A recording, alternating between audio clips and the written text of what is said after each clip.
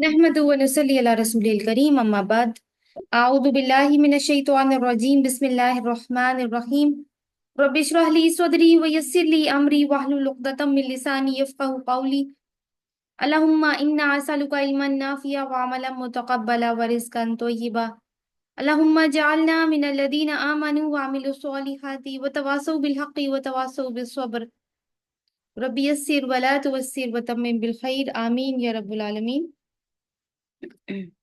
एक हफ्ते की डिले के बाद क्लास हो रही है और लास्ट क्लास में जो हमने सूरतुल माइदा की आयत पढ़ी थी वो 67 से लेके 73 तक की थी। रिकैप देख लेते हैं। रसूल अल्लाह सल्लल्लाहु अलैहि वसल्लम को उनका मनसबे रिसालत बताकर हुक्म दिया गया कि अपना काम मुकम्मल कीजिए जो कि अल्लाह के दीन की दावत और तबलीग का है, और किसी से डरने की जरूरत नहीं, अल्लाह ताला आपकी मदद को काफी है। अहले किताब को, क्योंकि मजमून तो अहले किताब के सिलसिले में ही चल रहा है, अहले किताब को बता दिया गया कि अल्लाह की नज़र में किसी भी साहिबे शरीयत गुरोह की वैल्यू सिर्फ उसी सूरत में है कि वो उस दीन और शरीयत को जो अल्लाह ने उसे अता की है कायम करे, जो कि अहले किताब यानी यहूद और नसारा ने नहीं किया। बनी इसराइल की कुछ तारीखी हकायक बताकर इनके जराइम फिर से बताए गए हैं, पहले भी हम पढ़ते रहे हैं इनको, कि रसूलों की दावत को झुटलाना, रसूलों को कत्ल करना ताकि इनकी ख्वाहिशात नफ्स पर कोई क्रिटिसाइज करने वाला ना हो। फिर उसके नतीजे में अल्लाह की ऐसी पकड़ आई कि अंधे बहरों वाली जिंदगियां गुजारी। अल्लाह ताला ने फिर भी मेहरबानी की इनके ऊपर, मगर दोबारा से भी उन्होंने अंधा और बहरा होना ही पसंद किया। फिर नसारा के गलत अकायद हमने काफी तफसील से पढ़े, पहले भी हम पढ़ चुके हैं लेकिन अलमायदा में ज्यादा डिटेल है। ईसा अलैहिस्सलाम को उलूहियत में शामिल करना, तस्लीस का अकीदा गढ़ना, तो इनको आखिरी दर्जे में वार्न कर दिया गया है कि ये रविश ना छोड़ी तो जन्नत हराम होगी। लेकिन उम्मीद की किरण वो बंद नहीं है कि तौबा का दरवाजा वो खुला है हर वक्त। तो कोई शिरक करने के बाद भी अगर तौबा करे तो अल्लाह ताला उसकी तौबा कबूल करते हैं, और तौबा के बारे में भी हमने उसकी शराइत के बारे में पढ़ा था। हज़रत ईसा अलैहिस्सलाम की बशरियत को वाज़े किया गया और इनकी दावत क्या थी इसको फिर से दोहराया गया, गुलूफ से रोका गया। आज के लेसन में हम इनके जराइम के बाद इन पर क्या नताइज मुरतब हुए उनके बारे में पढ़ेंगे, और नसारा की अल्लाह ताला ने जो तहसीन फरमाई है वो भी देखेंगे, और उसकी क्या वजूहात हैं उनको भी जानने की कोशिश करेंगे। तो आगाज करते हैं अपने लेसन का। आयत नंबर है 78। आऊज़ु बिल्लाहि मिनश शैतानिर रजीम बिस्मिल्लाहिर रहमानिर रहीम। लुइना अल्लज़ीना कफ़रू मिन बनी इस्राईल अला लिसानी दाऊद व ईसा इब्न मरियम ज़ालिका बिमा असौ व कानू यअतदून। सदक़ल्लाहुल अज़ीम। लानत किए गए वो जिन्होंने कुफर किया बनी इसराइल में से दाऊद की और ईसा इब्ने मरियम की जुबान से, यानी हजरत दाऊद अलैहिस्सलाम और ईसा इब्ने मरियम अलैहिस्सलाम की जुबान से बनी इसराइल के उन लोगों पर लानत भेजी गई जिन्होंने कुफर किया। सारे शामिल नहीं है इसमें। और क्यों कुफर किया? दालिका बिमा असौ व कानू यातदून, ये बवजह इसके कि उन्होंने नाफरमानी की और वो हद से बढ़ जाते थे। तो ये दो वजूहात भी साथ में बता दी गई हैं कि क्यों उनके साथ ऐसा हुआ। तो इस आयत से हमें ये मालूम होता है कि बनी इसराइल की तारीख कुफर, नाफरमानी और लानती अमाल से भरी पड़ी है। इनकी हदायत और निजात के लिए अल्लाह ताला ने अंबिया को भेजा, और उन्हीं अंबिया ने जो इनके पास आए उन्होंने इनके ऊपर लानत बरसाई। फिर अल्लाह ताला ने भी इनके ऊपर लानत की और कयामत तक मलून करार पाए। ज़बूर जो हजरत दाऊद अलैहिस्सलाम पर नाजिल हुई उससे मालूम होता है कि बनी इसराइल की बदअहदियों ने हजरत दाऊद का दिल जख्मी कर दिया था, और वो अपनी दुआओं पर इन पर लानत किया करते थे। एक मिसाल ज़बूर से मैं आपके सामने रख रही हूँ। लेकिन खुदा शरीर से कहता है, तुझे मेरा आइन बयान करने से क्या वास्ता, और तू मेरे अहद को अपनी जुबान पर क्यों लाता है जबकि तुझे तरबियत से अदावत है, और मेरी बातों को पीठ पीछे फेंक देता है। तू चोर को देखकर उससे मिल गया और जानियों का शरीक रहा। तेरे मुंह से बदी निकलती है और तेरी जुबान फरेब घड़ती है। तू बैठा बैठा अपने भाई की गीबत करता है और अपनी माँ के बेटे पर तोहमत लगाता है। तूने ये काम किए और मैं खामोश रहा। तूने गुमान किया कि मैं बिल्कुल तुझ जैसा हूं, لیکن میں تجھے ملامت کر کے ان کو تیری آنکھوں کے سامنے تربیت دوں گا۔ اب اے خدا کو بھولنے والوں، اسے سوچ لو، ایسا نہ ہو کہ میں تم کو پھاڑ ڈالوں اور کوئی چھڑانے والا نہ ہو۔ تو یہاں سے ہمیں، اس اقتباس سے ہمیں معلوم ہو رہا ہے کہ ان کا کردار کیسا تھا۔ پھر حضرت مسیح علیہ السلام یعنی عیسیٰ ابن مریم کی زبان سے جو لعنت کی گئی، اس کا بھی میں ایک اقتباس آپ کو پڑھ کے ایک مثال دے رہی ہوں۔ انجیلوں میں سے ایک مثال ہے کہ اے ریاکار فقیہو اور فریسو، تم پر افسوس، تم بیواؤں کے گھروں کو دبا بیٹھے ہو اور دکھاوے کے لیے نماز کو طول دیتے ہو کہ ایک مرید کرنے کے لیے تری اور خشکی کا دور کرتے ہو، اور جب وہ مرید ہو چکتا ہے تو اپنے سے دگنا جہنم کا فرزند بنا دیتے ہو۔ یعنی کسی کو اپنا مرید بنانے کے لیے تم یہ حرکتیں کرتے ہو۔ اے اندھے راہ بتانے والوں، تم پر افسوس، جو کہتے ہو کہ اگر کوئی مقدس کی قسم کھائے تو کوئی بات نہیں، لیکن اگر مقدس کے سونے کی قسم کھائے تو اس کا پابند ہوگا۔ اے اہم کو اور اندھو، کون سا زیادہ بڑا ہے، سونا یا مقدس جس نے سونے کو مقدس کیا؟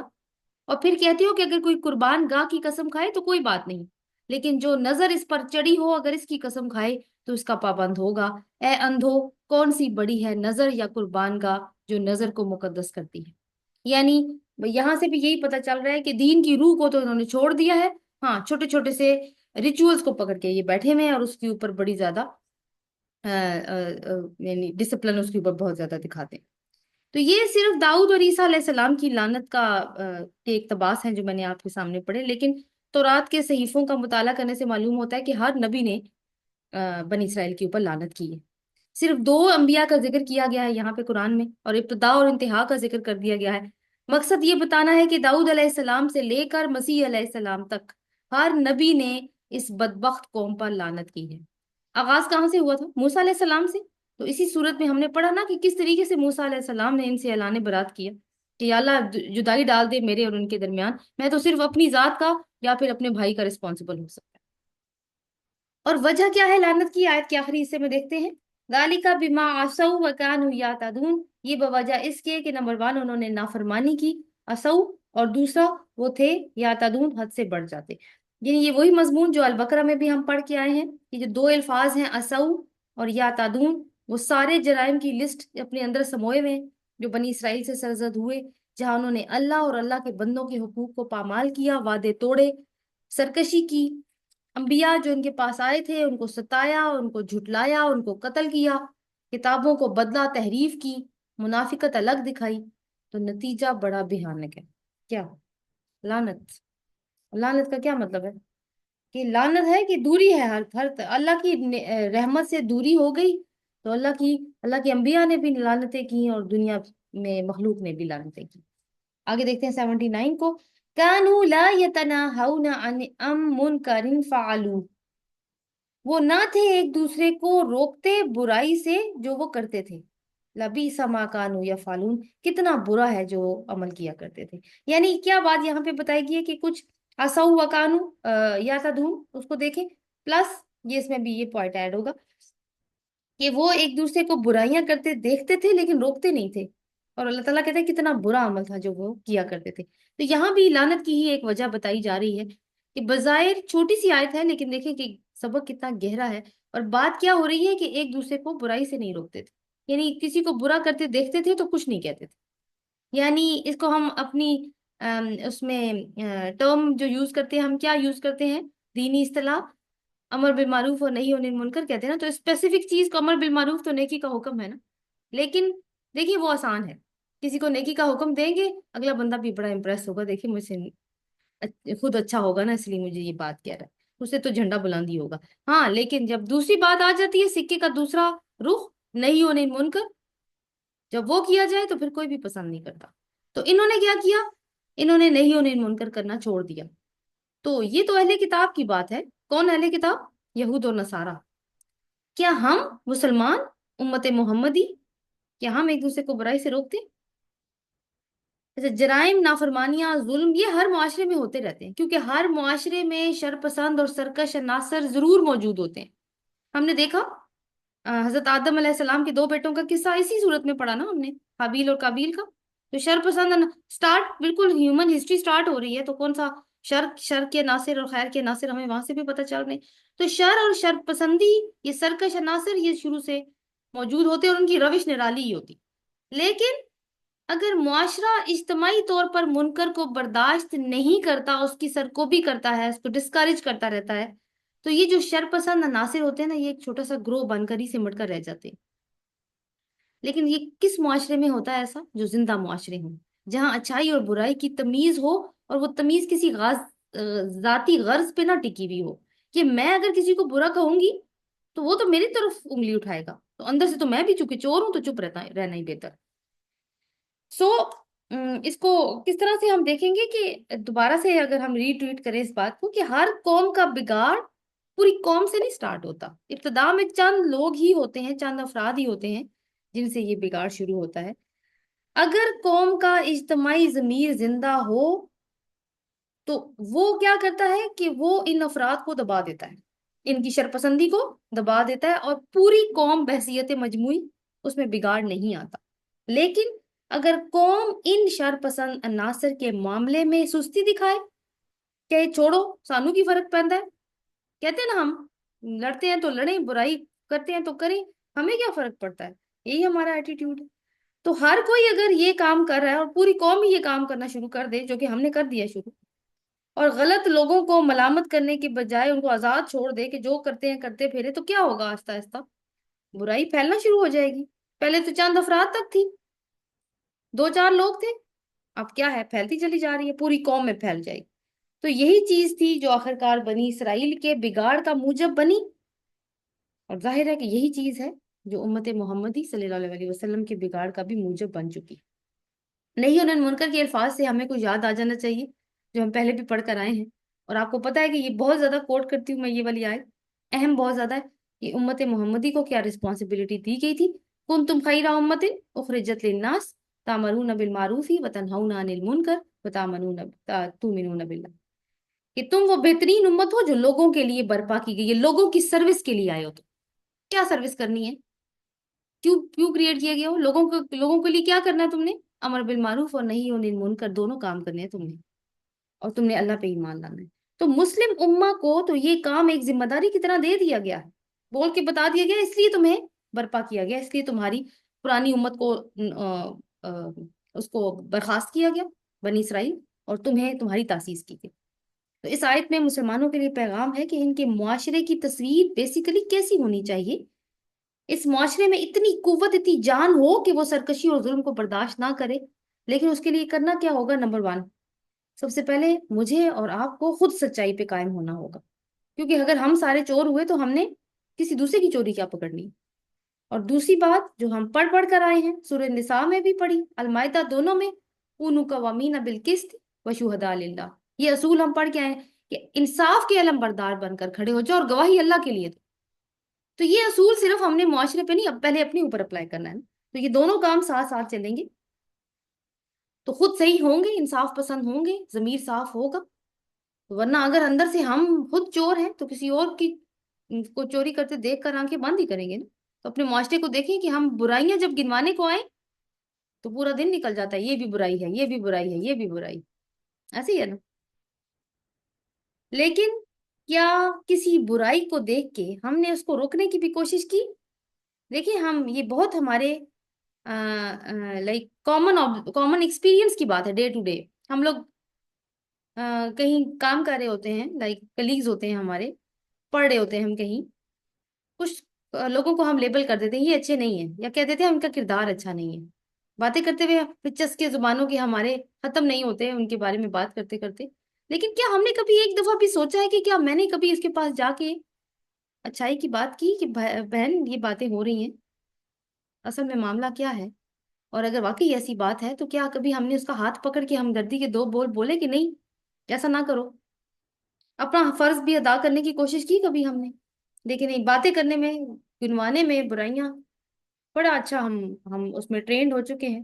تو ہم سب کا اجتماعی ضمیر کس بات پہ ٹرینڈ ہے کہ برائی دیکھو پتلی گلی سے نکل جاؤ. ہمارا کیا جا رہا ہے؟ تو ہمارا کیا جاتا ہے؟ کیا جاتا ہے ہمارا؟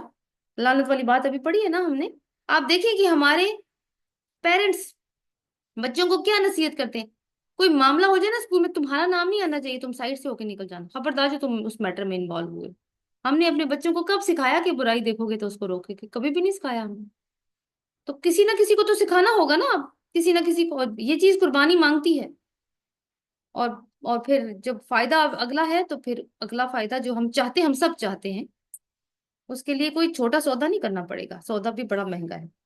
بہرحال اب کچھ احادیث کا مطالعہ کر کے دیکھتے ہیں کہ ہمارا اصل میں کیا جاتا ہے۔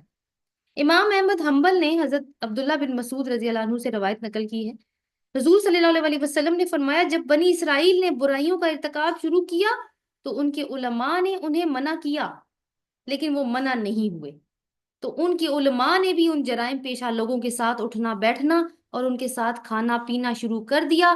اللہ نے پھر سب کو باہم ملا دیا، سب ایک جیسے ہو گئے، وہ علماء بھی ان جیسے ہو گئے جو کہ جرائم پیشہ لوگ تھے۔ کیوں کیا ہوگا علماء نے؟ سوچے تو صحیح، کوئی نہ کوئی تو انٹرسٹ ہوگا، ایسے تو نہیں ہم نے وہ پورا بیک گراؤنڈ پڑھا کہ آیات کو بیچنا کیا ہوتا ہے۔ پھر آگے ایک اور، حضرت داؤد اور حضرت عیسیٰ علیہ السلام کے ذریعے ان پر لعنت کی، اس لیے کہ یہ لوگ سرکشی کرتے تھے اور ظلم کرتے تھے۔ اور یہ بات کرتے وقت رسول اللہ صلی اللہ علیہ وسلم جو تکیے کے ساتھ ٹیک لگا کر لیٹے ہوئے تھے، اٹھ کے بیٹھ گئے اور فرمایا، نہیں، خدا کی قسم جس کے ہاتھ میں میری جان ہے، تم ان کو حق پر سختی سے مجبور کرو گے۔ تم کس کو؟ میں اور آپ۔ کن کو؟ جو تمہارے آس پاس ہے، حق پر سختی سے مجبور کرو۔ ابو داؤد میں بھی ایک ایسی ہی روایت آتی ہے۔ اچھا، امام مسلم نے اپنی صحیح مسلم میں ابو سعید خدری رضی اللہ عنہ کی حدیث نقل کی ہے، رسول اللہ صلی اللہ علیہ وسلم نے فرمایا، تم میں سے جس نے بھی منکر کو دیکھا، اسے چاہیے کہ وہ ہاتھ سے اسے روکے، اگر طاقت نہ ہو تو زبان سے روکے، اور اگر طاقت نہ ہو تو دل میں برا جانے، لیکن یہ ایمان کا ضعیف ترین درجہ ہے۔ اللہ نہ کرے کہ وہ دن بھی آ جائے کہ برائی برائی ہی نہ لگے، اللہ نہ کرے کہ وہ دن بھی آ جائے، کیونکہ پھر تو ایمان فارغ ہے۔ امام احمد حنبل، ان سے ایک اور روایت، وہ ایک صحابی سے انہوں نے روایت کی ہے کہ میں نے رسول اللہ صلی اللہ علیہ وسلم سے سنا کہ اللہ خاص گناہوں کی وجہ سے عام لوگوں کو عذاب میں مبتلا نہیں کرتا، ہاں جب وہ اپنے درمیان برائی دیکھیں اور وہ اس کے خلاف احتجاج کر سکتے ہوں مگر نہ کریں، اور اگر وہ ایسا کریں گے تو اللہ خاص مجرموں کی وجہ سے عام لوگوں کو بھی مبتلا عذاب کر دیتا ہے۔ کہتے ہیں ہمارا کیا قصور ہے؟ بھئی آپ کا قصور یہ ہے کہ آپ نے ان کو برائی کرتے ہوئے دیکھا ہے اور روکا نہیں۔ تو ویسے تو اللہ تعالیٰ کا یہ قاعدہ نہیں ہے کہ وہ خاص لوگوں کی گناہوں کی وجہ سے پوری بستی کو پکڑ لے، لیکن کب پکڑ آ جاتی ہے؟ جب لوگ روکتے نہیں ہیں جرم کو دیکھ کے۔ ایک اور حدیث ہے کہ افضل جہاد ظالم حکمران کے سامنے کلمہ حق کہنا ہے۔ مسند احمد اور ترمذی میں روایت ہے کہ یا تو تم بھلائی کا حکم اور برائی سے منع کرتے رہو گے، یا اللہ تم پر اپنی طرف سے کوئی عذاب بھیج دے گا، پھر تم اس سے دعائیں بھی کرو گے لیکن وہ تمہاری دعائیں قبول نہیں کرے گا۔ تو ہمیں بالمعروف اور نہیں ہونے منکر کرنا چھوڑ دیں تو دعائیں قبول نہیں ہوتی۔ تو یہ بھی ایک وجہ ہے جو ہمیں اپنے مائنڈ میں رکھنے کی ضرورت ہے۔ نتیجہ کیا نکال سکتے ہیں ہم؟ کہ مجرموں کے گروہ سے تعلق نہیں رکھنا ہم نے، اگر ہم نہیں روکیں گے کسی کو تو مجرموں کے گروہ سے ہمارا تعلق ہے، پھر ایمان بھی خطرے میں پڑے گا، اللہ کا عذاب بھی آئے گا اور دعائیں بھی قبول نہیں ہوں گی۔ اگلی آیت دیکھتے ہیں، آیت نمبر 80۔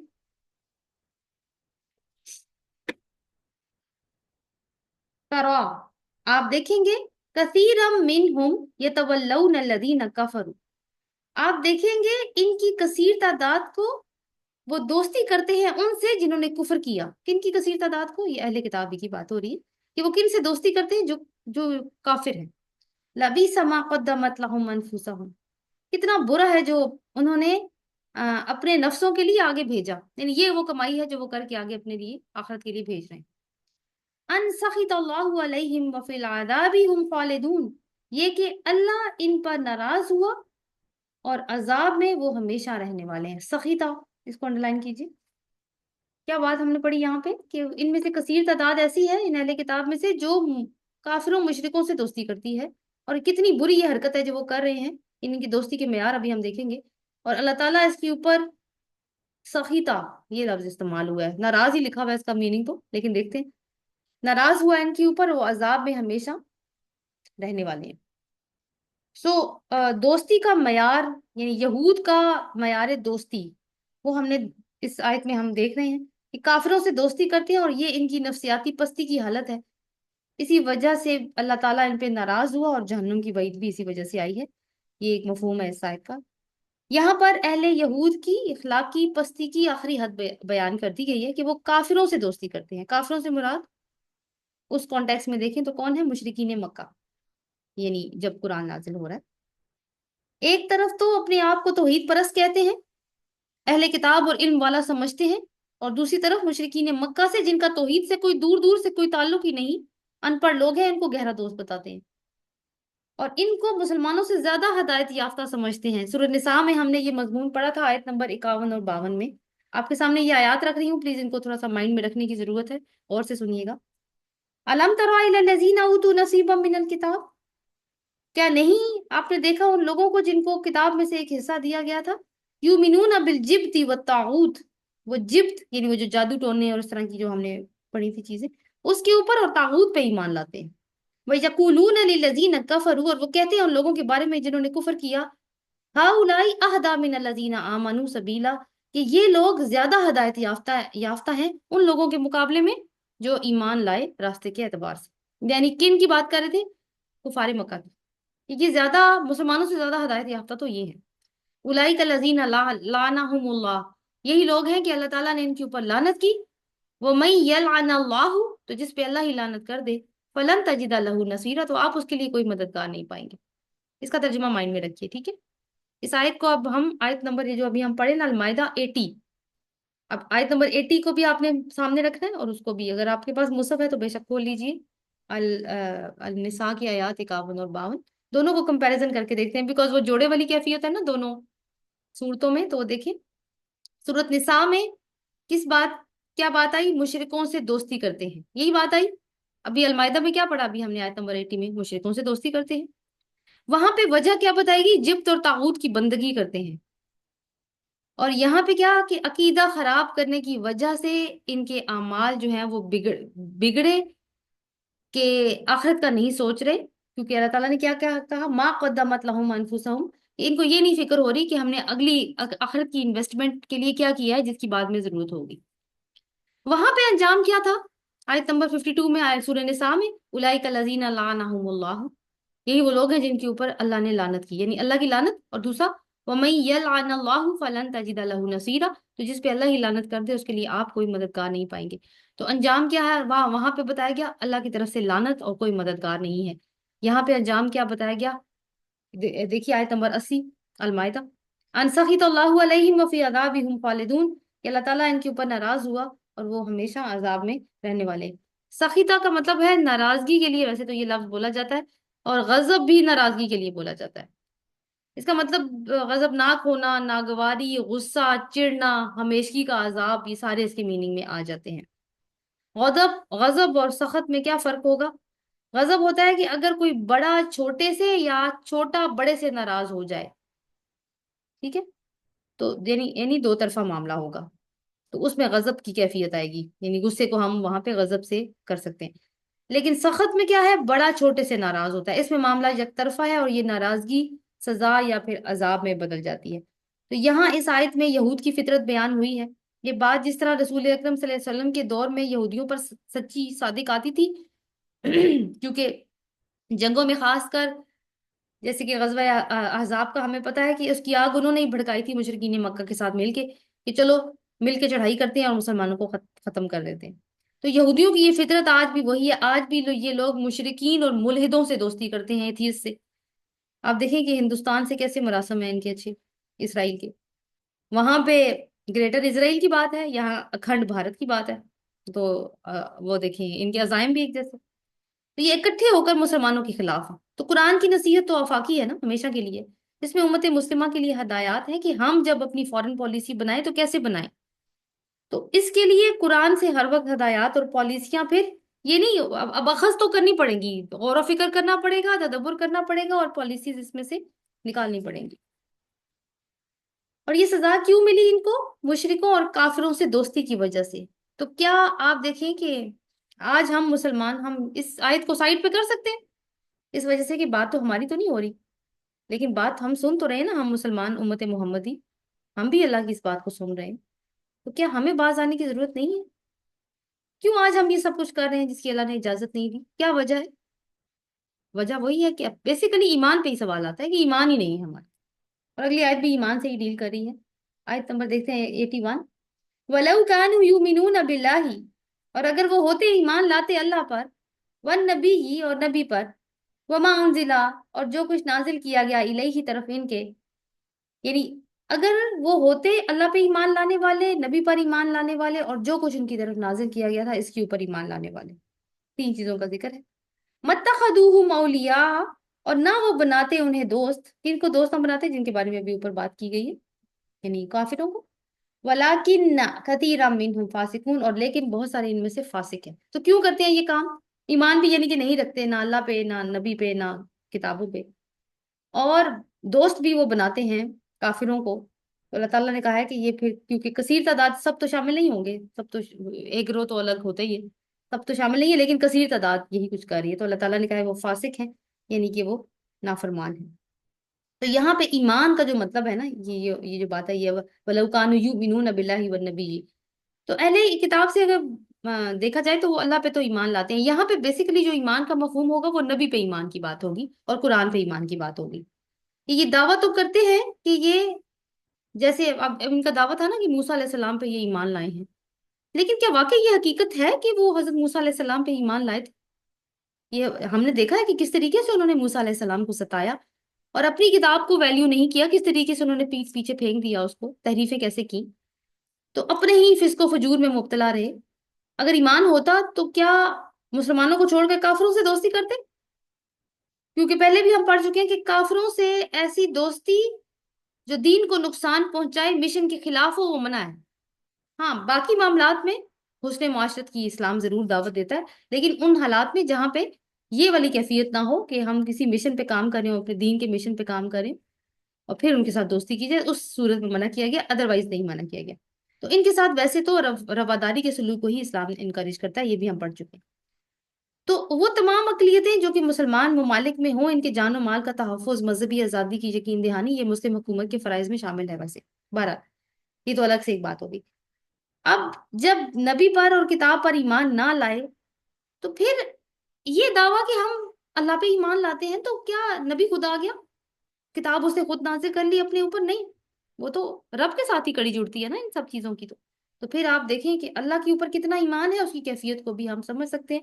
महज ढकोसला सा है जो बना रखा है। और अल्लाह ताला ने कहा कि ये फासिक हैं, यानी हदों से निकलने वाले हैं। किसमें? अल्लाह ताला की नाफरमानी में हदों से निकले पड़े हैं, मुसलमानों के साथ दुश्मनी में हदों से निकले पड़े हैं। आयत नंबर 82।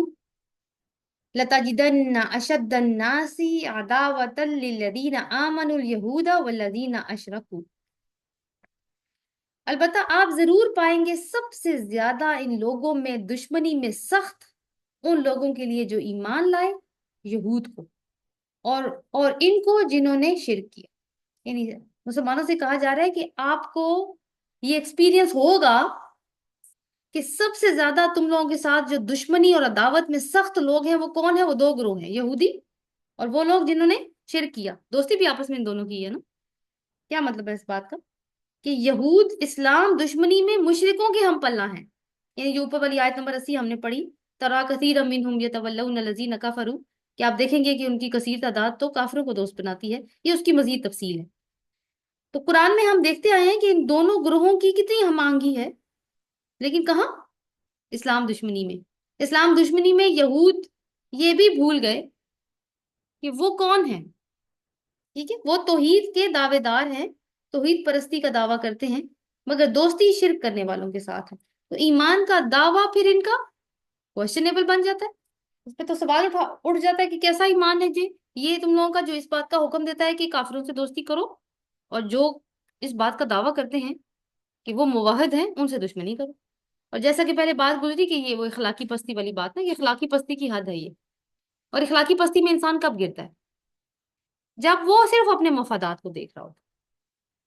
और आगे, ये तो दोनों ग्रुपों के बारे में अल्लाह ताला ने बता दिया। अगला एक और ग्रुप है जिसको अल्लाह ताला ने जरा अलूफ रखा है, अलग रखा है।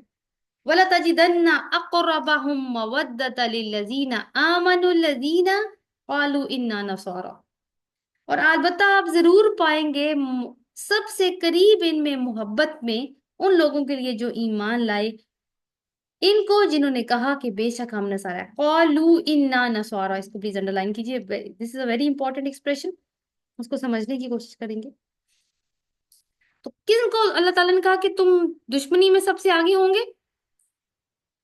یہودی اور مشرک. اور جو اہل ایمان میں محبت سے زیادہ محبت زیادہ رکھتے ہوں گے اسی اہل کتاب میں سے وہ کون سا گروہ ہوگا؟ جنہوں نے کہا کہ ہم نصارہ ہیں. ٹھیک ہے، کہا کہ ہم نصارہ ہیں. اب یہاں اللہ تعالیٰ نے یہود کے مقابلے میں آپ دیکھیں کہ نصارہ کی تعریف فرمائی ہے کہ وہ مسلمانوں سے قریب تر ہے محبت میں. لیکن ایک کنفیوژن پیدا ہو جاتی ہے کہ ہم تو عیسائیوں کو نصارہ کہتے ہیں نا، اور وہ تو یہود کے ساتھ مل کے مسلمان دشمنی میں آگے آگے ہیں. ہسٹری پر بھی نگاہ دوڑائیں تو انہیں یہ جو یہی والے عیسائی قوتیں ہیں انہوں نے دنیا بھر میں لوٹ مار کرنے کے لیے کولونیلزم کا نظام کا آغاز کیا. یعنی کالونیز بنائی، جیسے ایسٹ انڈیا کمپنی کے نام سے یہ برصغیر میں آئے، پھر برصغیر پاک و ہند پر قبضہ کیا اور سارے ریسورسز لوٹ مار کر کے برطانیہ بھیجتے رہے. فزیکلی تو چلے گئے آزادی کے نام پہ، لیکن ہمیں ہمیشہ کے لیے ذہنی غلامی کے جال میں جکڑ گئے. تو یہ تو پھر کہیں ثابت نہیں ہوتا کہ یہ مسلمانوں کے دوست ہیں یا قریب ہیں، مگر قرآن کا دعویٰ بھی غلط نہیں ہو سکتا. تو کچھ ایسا چیز ہے جس کو ہم شاید تھوڑا سا اگنور کر رہے ہیں، اور مسئلہ حل ہو جاتا ہے ایسی آیت میں. لیکن تھوڑی سی کرسچن ہسٹری کو پڑھنے کی ضرورت ہے.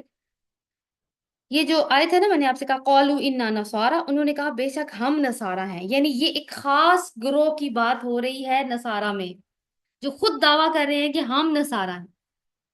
تو ہسٹری میں تھوڑا سی ایک تصویر آپ کے سامنے رکھ لیتی ہوں کہ موجودہ عیسائیت اصل میں مسیحیت ہے. موجودہ عیسائیت اصل میں مسیحیت ہے، کیونکہ حضرت عیسیٰ نے تو ان کا نام مسلمان ہی رکھا تھا، اور یہی تعلیم دی تھی جو باقی انبیاء نے دی ہے اپنے پیروکاروں کو. یہ نام تو انہوں نے بعد میں خود رکھا، انہوں نے یہودی رکھ لیا، انہوں نے مسیحی رکھ لیا. یہ مسیحت عیسیٰ علیہ السلام کے جو رفع سماوی ہو گیا، یعنی ان کو آسمان کے اوپر اٹھا لیا گیا، اس کے بعد کی ایجاد ہے، جس کو ہم نے سینٹ پال کے بارے میں پڑھا تھا کہ اس کو اس نے ایجاد کیا تھا.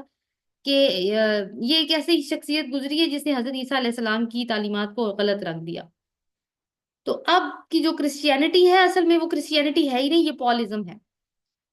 اور پال کے جو پیروکار ہیں نا، جو پال کو فالو کرتے ہیں، وہ مسیحی کہلانا پسند کرتے ہیں. اور یہ جو لفظ ہے نا نصرانیت، اس سے بیزارگی کا اظہار کرتے ہیں.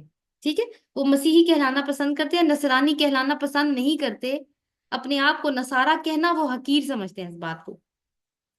تو یہ لوگ جو چار انجیلوں پہ ایمان رکھتے ہیں نا، متی، لوکا، مرقس اور یوحنا. اور پھر انہوں نے وہ جو اولویت، حضرت عیسیٰ علیہ السلام کی اولویت کے بارے میں ہم نے پڑھا، تثلیث کیا عقیدہ، وہ سب وہ بھی ہم نے اس کی ڈیٹیل ہم نے پڑھی. جبکہ دوسری طرف نصارہ ہیں جو اس انجیل پر ایمان رکھتے ہیں جو عیسیٰ علیہ السلام پہ نازل ہوئی تھی. وہ چار پہ نہیں رکھتے، وہ ایک ہی تھی، وہ ایک ہی انجیل پہ ایمان رکھتے ہیں، جو کہتے ہیں ہم نصارہ ہیں.